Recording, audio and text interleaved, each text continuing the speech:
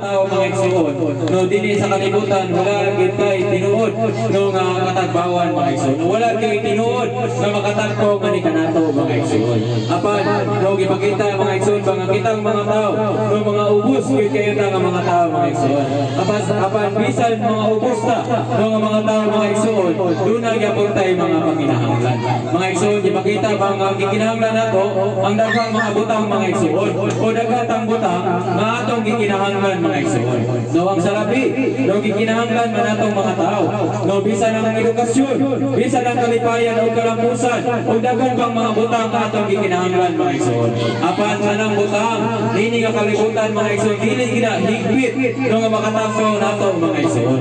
Usa kinahanglan ba nga makailan ta sa tinuod nato nga gikinahanglan mga igsoon. Salamat ba nga dai ko na Ginoo mga igsoon, no bisan ubos na mga tao mga igsoon, doon na gitay panginahanglan mga igsoon. Mga igsoon